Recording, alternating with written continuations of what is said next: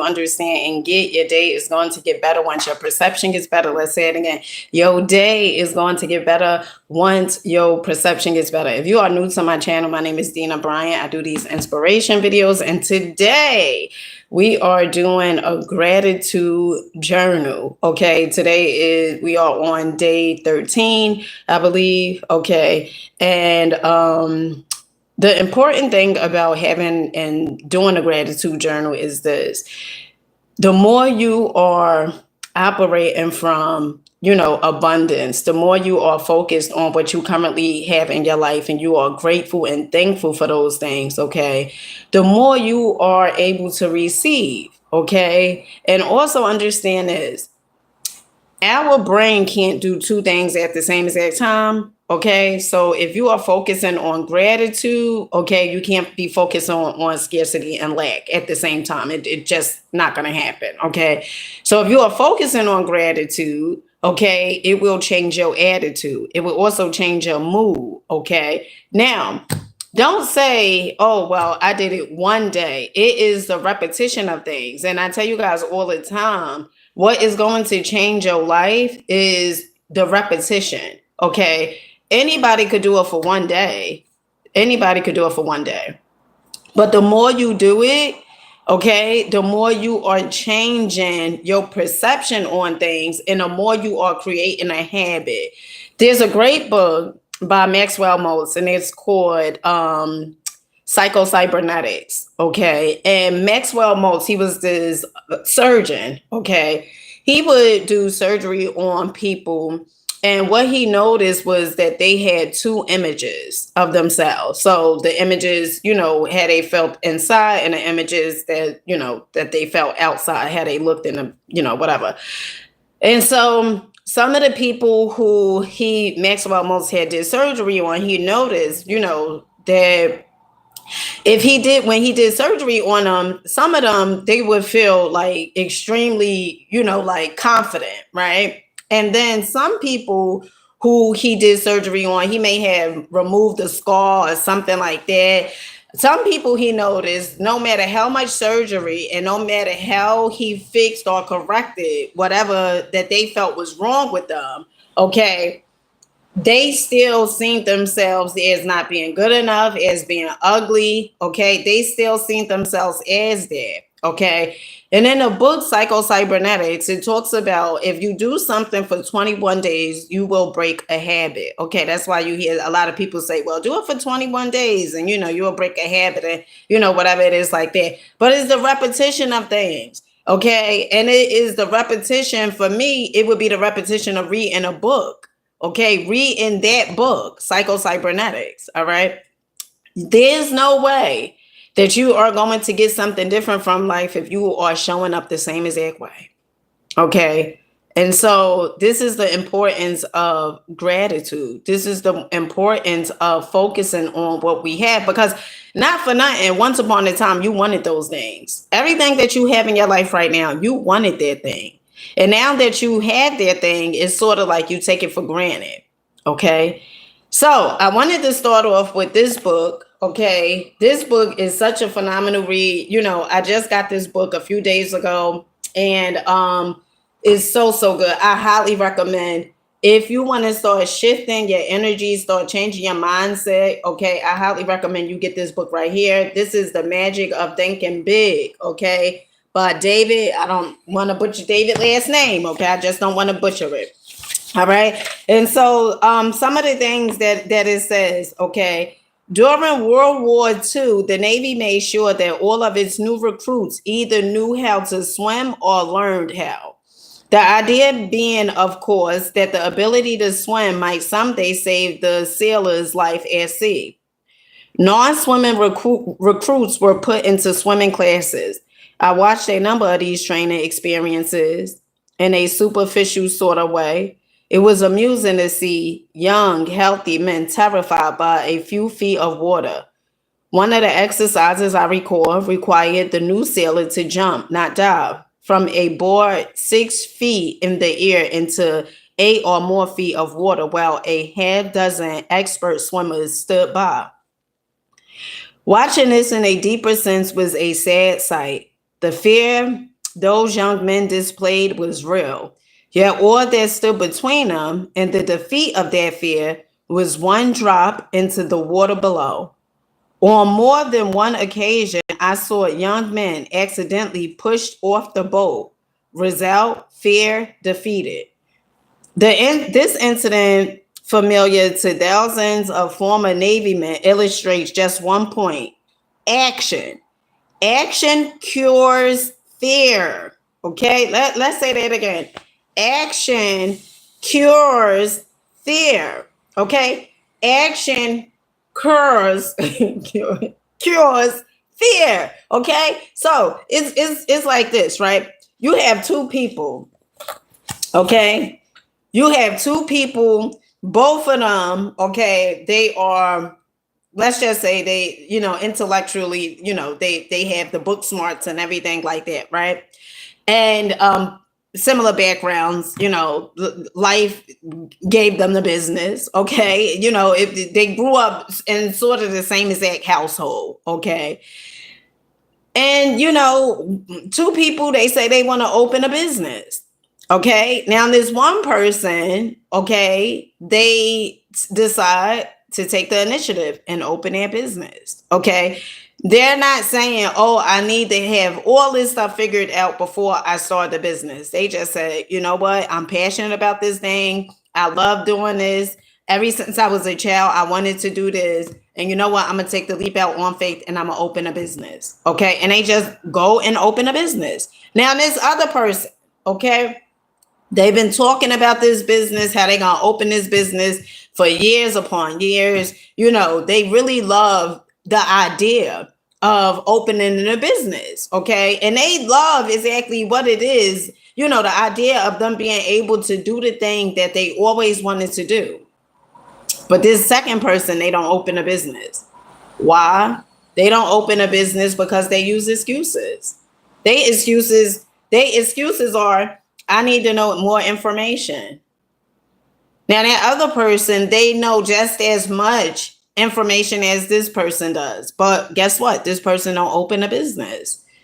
In fact, what they tend to do is they tend to settle.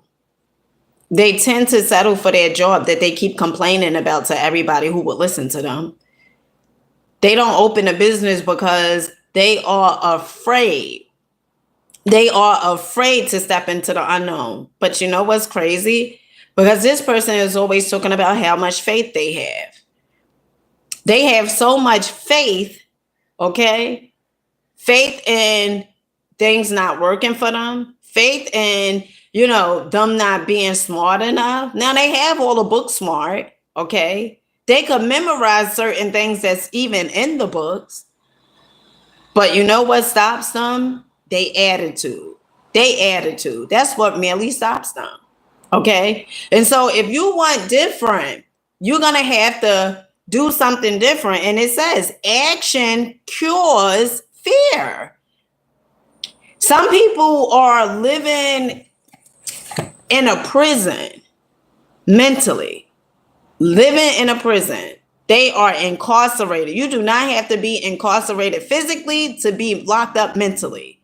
They are incarcerated and they will not do the thing that they need to do in order for them to go through the doors. The doors is open, but they have been programmed and conditioned so much that they will not even go through the doors.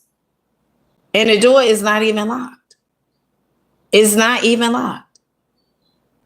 And that's the same concept each and every day. So, and then you also have some people who say they want to do social media. I remember listening to Bashar. Okay, so Bashar, his real name is Daryl. Okay, and he channels Bashar. Okay, sort of like Abraham Hicks. Okay, same thing concept as Abraham Hicks. And I remember I was listening to him and I came across a video.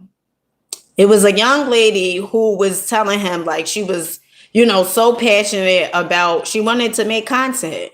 She loved making content, the idea. She loved the idea of her being able to make content. And she had so many ideas. And so Daryl says, so why aren't you doing it? She said, because of fear. because of fear, because of what people would say about her on the internet. And one of the things Daryl said to her, Bashar, rather, he said, "You are selfish. You are really, really selfish." And it was a pause. She didn't say anything. I guess she was stunned by him saying that she was selfish. And he goes on and he says, "You are selfish. You know why you selfish? Because you have a gift. And there's people that's waiting to receive your gift. And because you are more concerned about you won't put your gift out." And you have to ask yourself, am I being selfish?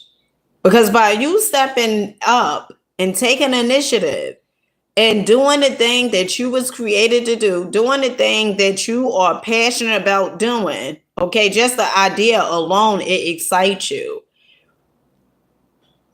And if you don't do it, we don't benefit from it. So it's not just about you. And the ones that do criticize, those people are in the bleachers. they in the bleachers. They not even on the field. In fact, some of them are standing outside the darn stadium. They not even inside the stadium, but you are on the field.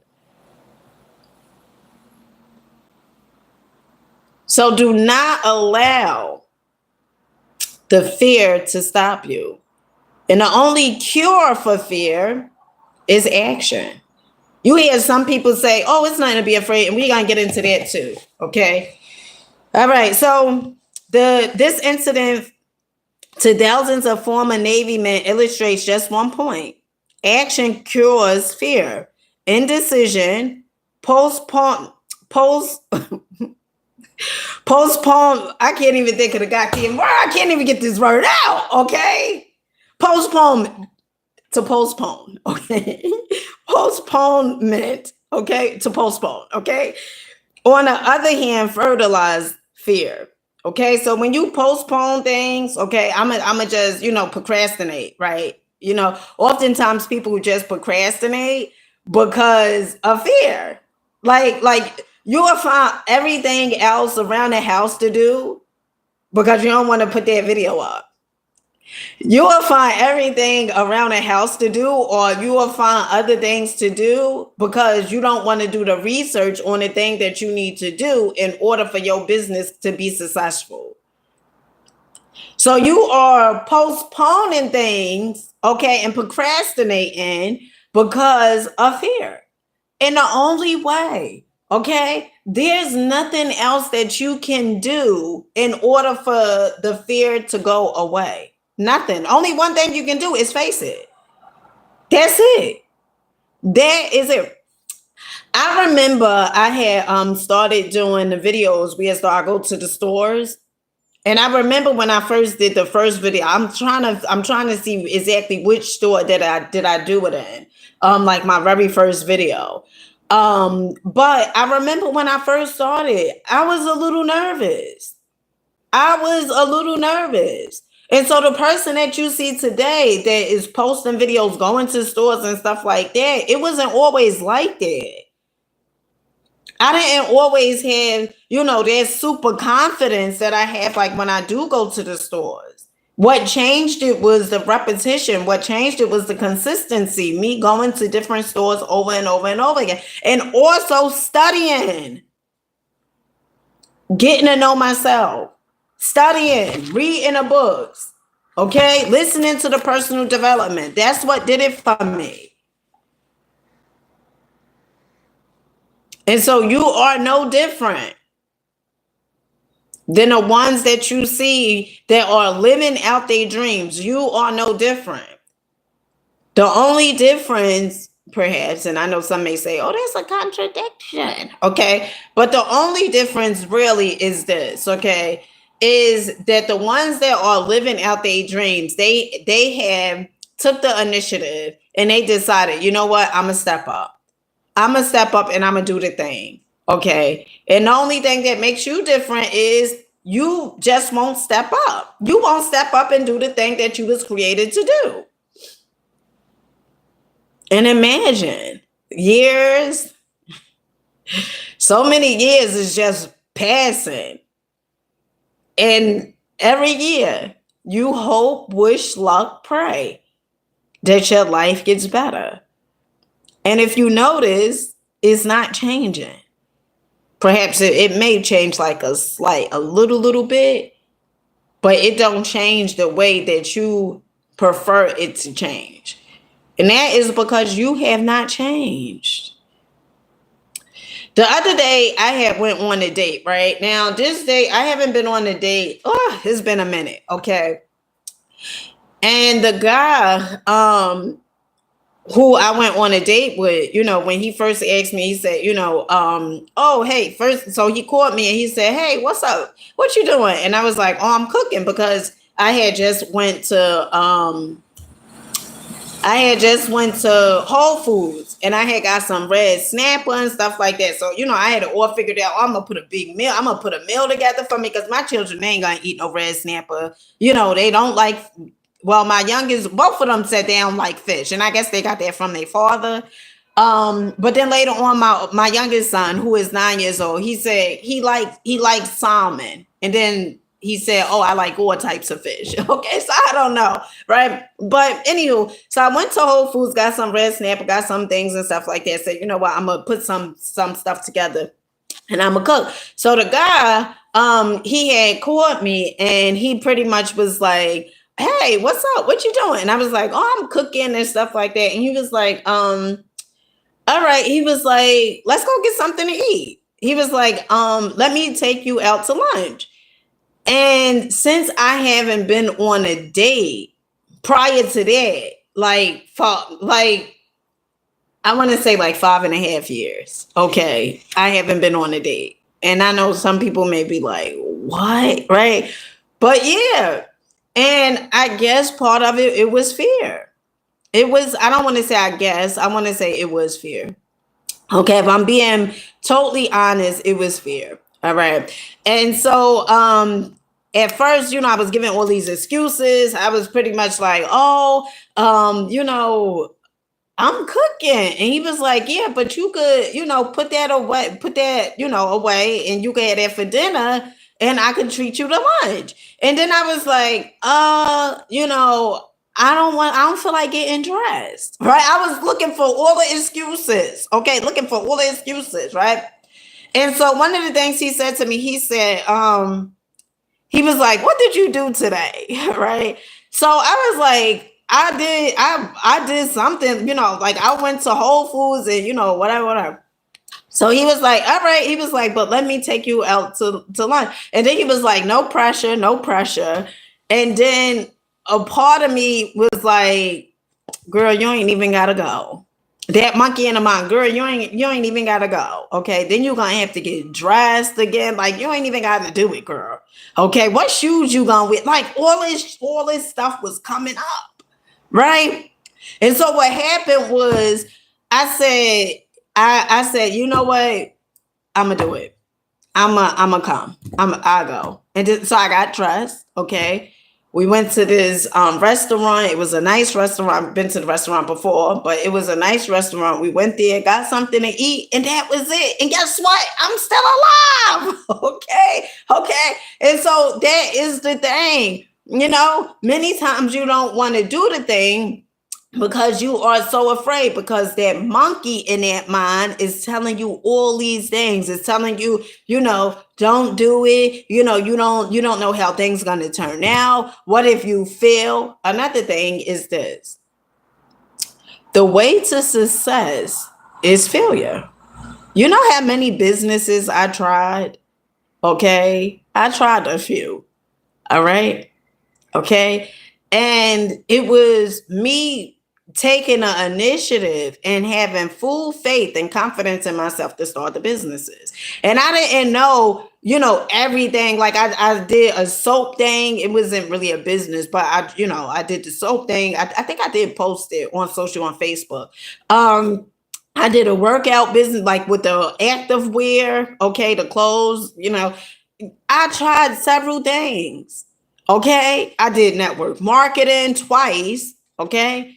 And so you have to see if you are willing to take the initiative and take the leap out on faith. And sometimes the book smart, okay, it can hinder you because you may feel like you know everything there is to know. And every day we are learning. Every day. Okay. So let me finish up. Okay. Now, jot that down in your success rule book right now. How many of people is going to jot that down? Okay, thousands of former Navy men illustrates just one point. Action cures fear. How many people is going to jot that down? Okay, I'll wait. All right, jot that down in your success rule book right now. Action cures fear. I made this tea earlier today. Oh, this is the, I don't want to say the worst tea. I mean, it's really good for you, but this tea is just not So I got some hibiscus in here. I got some chamomile, some Damiana. What else is in here?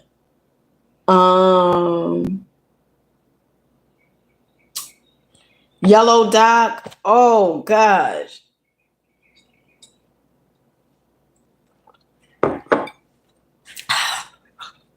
Woo. Okay. Ooh. Is that the going down?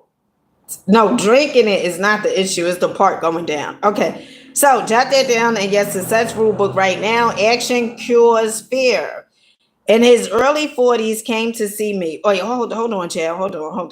Action cures fear. Several months ago, a very troubled executive, okay, in his early 40s came to see me. He had a responsible job as a buyer for a large retailing organization. Worriedly, he explained, I'm afraid of losing my job. I've got that feeling that my days are numbered. And let me tell you something, when you got that feeling your days are numbered and you keep on worrying and keep on playing that thought in your mind, your days are numbered. Okay. All right. Just FYI. Why, I asked? Well, the pattern is against me. Sales figures in my department are off 7% from a year ago. This is pretty bad, especially since the store's total sales are up 6%.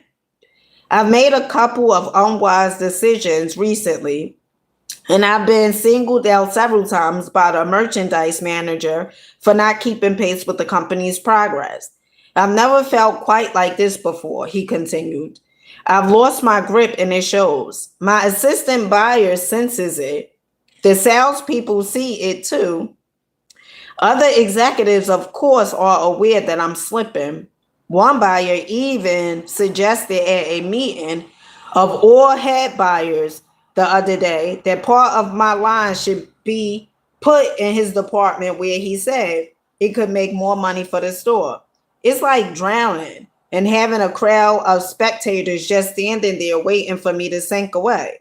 The executive talked on elaborating further on his predicament.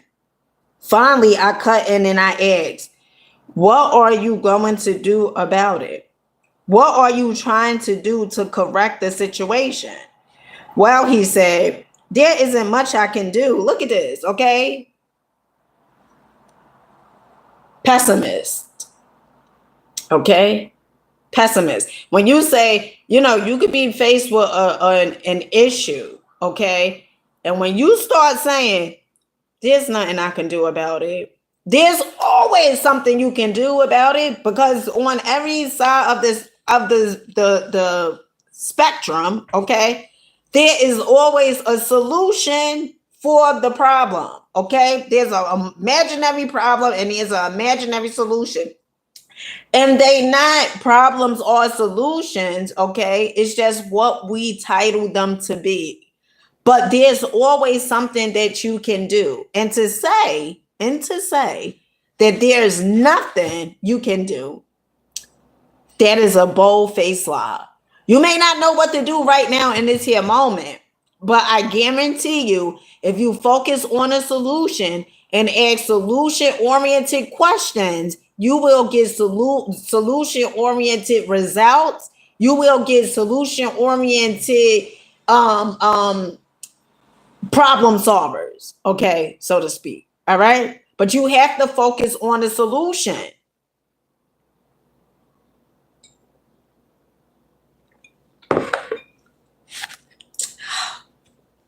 Better solution to this tea would be pour some more goddamn honey in here. Woo, child.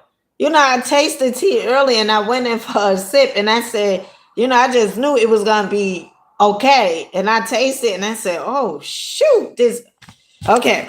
So, the executive talked on elaborate. All right. Well, he said, there isn't much I can do, I guess, but hope for the best. To this comment, I asked, honestly, now, hope isn't enough. Hope isn't enough. Okay. Pausing, but not giving him a chance to answer, I put another question to him. Why not take action to support your hope? Hope, praying, locking, okay, that is not enough. Okay, you could pray until you blow in the face. You could meditate until you can't meditate any longer. You could do all those things. But if you don't put something else behind those things, guess what? It's just going to continuously be the same exact thing. And with meditation, okay, you always are able to get a solution when you meditate. Okay, that has been my experience. I've been meditating for what, seven years now. Okay, and that has been my experience. When you be still, you are able to receive information that you need to receive. Okay, go on, he said. Well, there are two kinds of action that seem to fit your case. First, start this afternoon to move those sales figures upward. We've got to face it.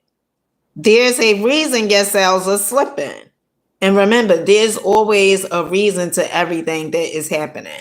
Okay? There's always a cause and effect. There's not a such thing as just having one without the other. Okay? Find it. Maybe you need a special sale to clear out your slow moving merchandise so you'll be in a position to buy some fresh stock. Perhaps you can rearrange your display counters. Maybe your salespeople need more enthusiasm. I can't pinpoint what will turn your sales volume upward, but something will. And it will probably be wise to talk privately with your merchandise manager. He may be on the verge of putting you out, but when you talk it over with him and ask his advice, he'll certainly give you more time to work things out. It's too expensive for the store to replace you. As long as top management feels there's a chance you'll find a solution.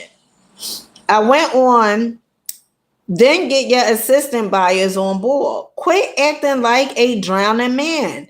Let people around you know that you're still alive, okay? Courage was again in his eyes. Then he asked, you said there are two kinds of action I should take. What's the second?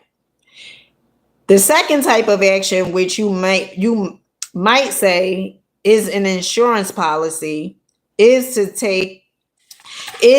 let 2 or 3 of your closest business friends in a trade know you might consider an offer from another store, assuming, of course, it is substantially better than your present job. I don't believe your job will be insecure after you take some affirmative action to get those sales figures on the rise. But just in case, it's good to have an offer or two. Remember, it's 10 times easier for a man with a job to get another job than it is for someone unemployed to connect. 2 days ago, this once troubled executive called me. After our talk, I buckled down. I made a number of changes, but the most basic one was with my salespeople. I used to hold sales meetings once a week, but now I'm holding one every morning. I've got those people really enthusiastic. I guess once they saw some life in me, they were ready to push harder. They were just waiting for me to start things moving again. Things sure are working out okay. Last week, my sales, one second.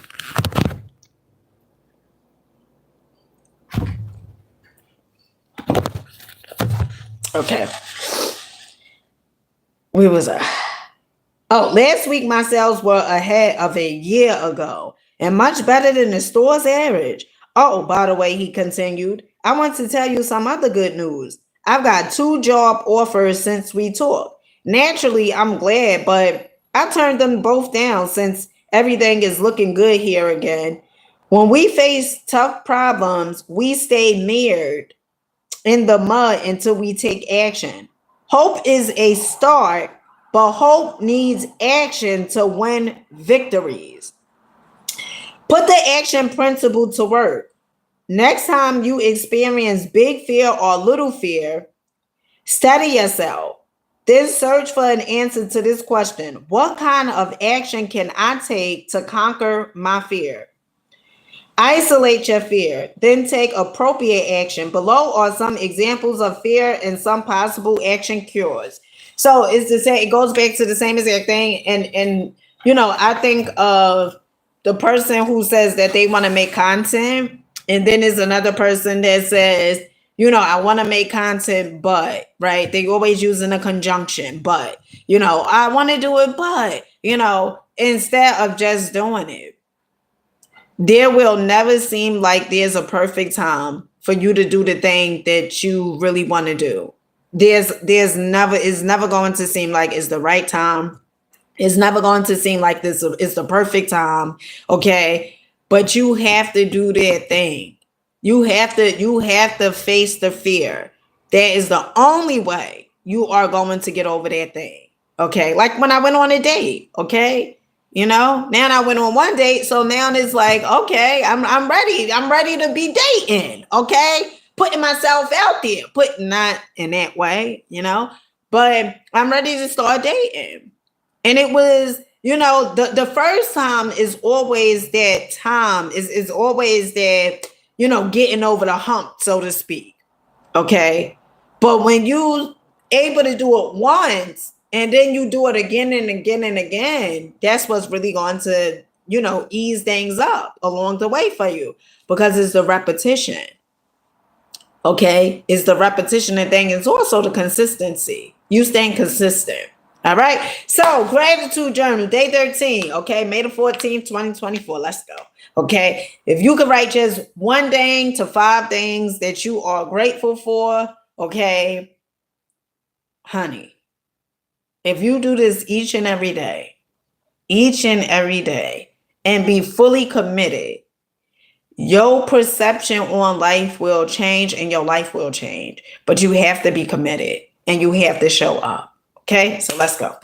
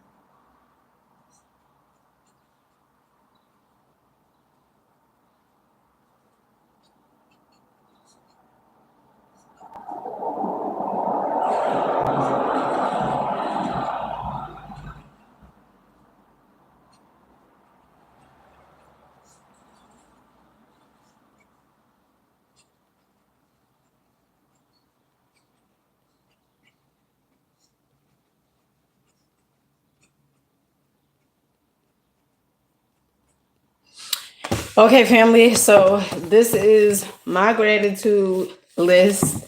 Okay. Um, and then we go over here. I have my goals out for the day. I tell you guys each and every day, I write my goals out. Okay. And then once I accomplish the goal, I cross it out. Okay. I go in and I cross the goal out that I did. All right. Gratitude, it was already crossed out because when I was about to do the video. But it feels good, to be able to have your goals written down and then execute your goals and understand and get this concept. Goals are never for the byproducts. Let me say that again. Goals isn't ever for the byproducts. So it's not just about you having that car. It's not about you having a certain amount of, subscribers or a community that you have built. It's not just about, you buying a house or having earning a certain amount of money per month. It's not about those things. Those things matter. Of course they do. But what is really about, and the most important thing about goals is the person that you become, the person that you have become. Okay. It's things that I look at myself, today. It is things that a few years ago I would have never been doing it. Okay. But through the studying and the reading and the repetition of things, I'm able to see how I have made the leap and how I have started changing my life. And the truth of the matter is, you have the ability to do the same. You have to see how much are you committed for wanting better in your life. And with that being said, I love you guys. I love you. I love you. Keep rocking out. Keep believing in yourself. Keep going. Keep growing. And of course, keep glowing. Until next time. Peace.